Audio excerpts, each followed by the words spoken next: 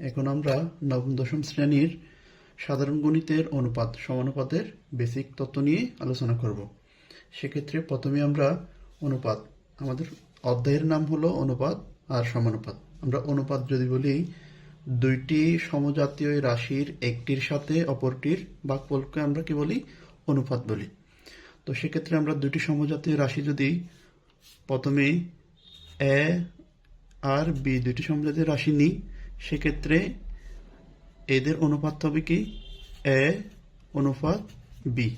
এই অনুপাতকে আমরা ভাগ আকারে লিখতে পারি এ বাই বি। এক কথায় অনুপাত মানে হচ্ছে ভাগ।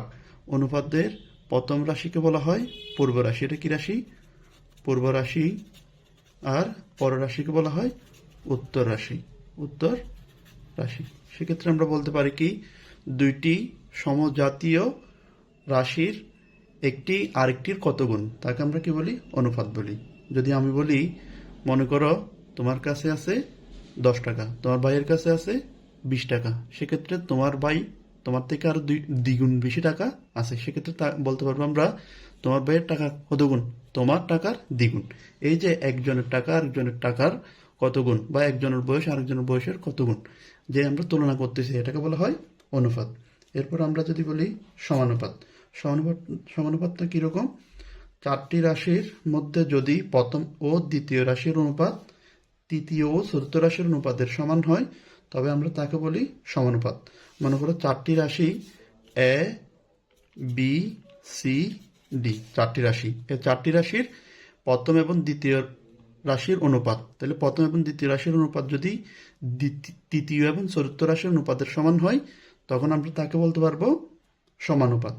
যদি বলি এ অনুপাত বি ইকুয়াল সি অনুপাত ডি, অথবা এ ভাগ বি সমান সি ভাগ ডি, এই যে এটাকে বলা হয় সমানুপাত। সেক্ষেত্রে এ আর বি, সি আর ডি, এই দুইটার একক ভিন্ন হলেও সমস্যা নেই, কিন্তু এ বি এর একক একই রকম হতে পারবে, আর সি ডি এর একক একই রকম হতে হবে। যেমন মনে করো তুমি এক দোকান থেকে 5 টাকা দামের একটি আম নিছো, তাহলে তুমি নিছো কি কয়টি? একটি।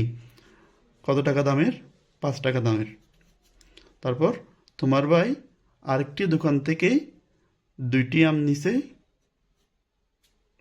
নিছে কত টাকা? 10 টাকায়। সেক্ষেত্রে আমরা তাদের যদি অনুপাত আকারে লিখি, এটা হচ্ছে প্রথম রাশি প্রথম, তৃতীয় চতুর্থ। তাহলে প্রথম রাশি দ্বিতীয় রাশির ভাগ তৃতীয় রাশি চতুর্থ রাশির ভাগের সমান, এটাকে বলা হয় অনুপাত। এটাকে বলা হয় সমানুপাত। তাহলে সমানুপাত হচ্ছে কি, চারটি রাশির মধ্যে প্রথম এবং দ্বিতীয় রাশির অনুপাত তৃতীয় এবং চতুর্থ রাশির অনুপাতের সমান হলে তাকে আমরা কি বলতে পারবো? সমানুপাত বলতে পারবো। সমানুপাত হতে হলে একক দুইটা, এই যে প্রথম দুইটা একক একই, আর পরের দুইটা একক হতে হবে। মানে চারটা রাশির একক একই হতে হবে, এরকম কোনো কথা নেই। এরপর আমরা প্রয়োজনীয় সূত্রগুলো নিয়ে, এই চ্যাপ্টারের প্রয়োজনীয় সূত্রগুলো নিয়ে যদি কথা বলি, প্রথমে আসে এ অনুপাত বি ইকুয়াল সি অনুপাত ডি। অর্থাৎ আমরা অনুপাতের প্রথম রাশিকে পূর্ব রাশি বলি, সেক্ষেত্রে তাকে লব আর দ্বিতীয় রাশিকে হর। তাহলে A by B equal C by D হয়। তবে আমরা ব্যস্তকরণ কি করব? এই যে আমরা এখানে একে ধরলাম লব, তাহলে লব বা হর ইকুয়াল হর, এই যে লব বা হর ইকুয়াল লব বা হর। এটা যদি আমরা ব্যস্তানুকরণ করি, তখন এটা কি হয়ে যাবে? এই যে হরটা লব হয়ে যাবে, তাহলে হর বা লব ইকুয়াল এদিকে হরটা লব হয়ে যাবে, হর বা লব একই। মোট কথা, ব্যস্তকরণ বলতেই উপরের রাশি নিচে চলে যাবে, নিচের রাশি উপরে চলে যাবে। এই যে এটাকে বলা হয় ব্যস্তানুকরণ। মনে করো এক্স বাই ওয়াই ইকুয়াল 3/2। এটাকে যদি আমরা ব্যস্তানুকরণ করি, তাহলে কি হবে? Y by x equal 2/3। এটাকে বলা হয় ব্যস্তানুকরণ। এরপর যদি আমি বলি এ অনুপাত বি ইকুয়াল সি অনুপাত ডি, অর্থাৎ A by B equal C by D হয়, তবে একান্তকরণটা কিরকম? একান্তকরণটা মনে করো X by Y equal P by Q. এই যে এক্স এর মান, এটার মান কিউ এর জায়গায় চলে যাবে, কিউটা এক্স এর জায়গায় চলে যাবে। তাহলে আমরা এটাকে একান্তকরণ করলে কি হবে, q by Y equal P by x. এই যে এই রাশি এখানে চলে আসবে, আবার এই রাশি এখানে চলে আসবে, এটাকে বলা হয় একান্তকরণ। একইভাবে এটা ওয়াইটাও পির জায়গায় চলে যেতে পারবে, অথবা পিটা ওয়াইয়ের জায়গায় চলে যেতে পারবে, এটাকে বলা হয় একান্তকরণ। এরপর যোজন। যোজনটা কীরকম? যোজন, মনে করো আমরা ভগ্নাংশ প্রকাশ করি লব বাই হর, সেক্ষেত্রে আমরা যদি যোজন করি, এদিকে কি লব বাই হর। যোজন মানে হচ্ছে লব প্লাস হর, নিচে হর সেম থেকে যাবে, ইকুয়ালের পাশেও লব প্লাস হর, আর নিচে হর সেম থেকে যাবে। মানে মোট কথা যোজন মানে হচ্ছে এই যে এখানে লব কত আছে, এ আছে না, আর হর কি আছে, বি। তার মানে A plus B equal C plus D. এই যে লব প্লাস হর ডিভাইড বাই হর ইকুয়াল লব প্লাস হর ডিভাইড বাই হর, এটাকে বলা হয় কি যোজন। এরপর যদি আমরা বলি বিয়োজন। বিয়োজনটা কিরকম? এই যে একই রকম, শুধু ভিন্ন। বিয়োজন মানে হচ্ছে বিয়োগ, আর যোজন মানে হচ্ছে যোগ। বিয়োজনে হবে লব মাইনাস হর, লব মাইনাস হর ডিভাইড বাই হর ইকুয়াল লব মাইনাস হর ডিভাইড বাই হর। তাহলে এটা কিরকম? এই যেখানে লব আছে কত, এ, হর আছে বি, লব কত, সি, হর ডি। সেক্ষেত্রে বিয়োজন হবে a minus b, a minus B, লব মাইনাস হর ডিভাইড বাই হর ইকুয়াল লব মাইনাস হর ডিভাইড বাই হর।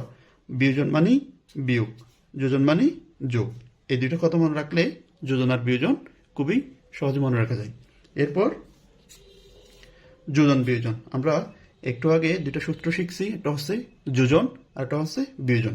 এই দুটো সূত্রকে যখন আমরা একত্রে লিখব তখন সেটা হবে, হয়ে যাবে যোজন বিয়োজন। তো এটা কিরকম হবে? প্রথমে নাম কি আছে, যোজন। তাহলে প্রথমে যেহেতু নাম যোজন আছে, তাই কি হবে, লব প্লাস হর ডিভাইড বাই লব মাইনাস হর। সবসময় মনে রাখবা যোজন বিয়োজনগুলি ইকুয়ালের এই পাশ আর ওই পাশ, ডান পাশ আর বাম পাশ দুই জায়গায় হবে। তাহলে এই পাশও লব প্লাস হর ডিভাইডেড বাই লব মাইনাস হর। এই যে এখানে দেখো A B, A by B, এ হচ্ছে লব, বি হচ্ছে হর, সি বাই ডি, সি হচ্ছে লব, ডি হচ্ছে হর।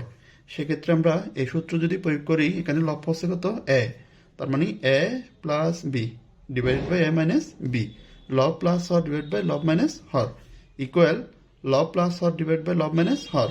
এক্ষেত্রে লব হলো সি, হর হলো ডি, তার মানে C plus D divide by C minus D, এটাকে বলা হয় যোজন বিয়োজন। এরপর ক্রমিক সমানুপাতি। দেখো এ বি সি ডি তিনটি সমজাতীয় রাশি হলে তাদের ক্রমিক সমানুপাতি কি হবে? মনে করো এ বি সি তিনটি রাশি, এই রাশির ক্রমিক সমানুপাতি কি হবে? এ অনুপাত বি ইকুয়াল বি অনুপাত সি হলে এটা কি হবে? ক্রমিক সমানুপাতি। তো এটাকে আমরা কি বলতে পারবো? এ ভাগ বি ইকুয়াল বি ভাগ সি। আমরা আড়াআড়ি গুণ করলে কি হবে? B square equal A C. সেক্ষেত্রে ক্রমিক সমানুপাতি তখনই হবে যখন বি যেটা আছে, দ্বিতীয় রাশি যেটা আছে সেটা ইকুয়ালের পাশে এবং ইকুয়ালের পাশ দুই পাশেই থাকতে হবে এবং এই দুটো সমান হতে হবে। তখনই আমরা বলতে পারবো এই তিনটা রাশি ক্রমিক সমানুপাতি। অর্থাৎ এ বি সি ক্রমিক সমানুপাতি হবে তখন যখন বি স্কোয়ার ইকুয়াল এসি হয়।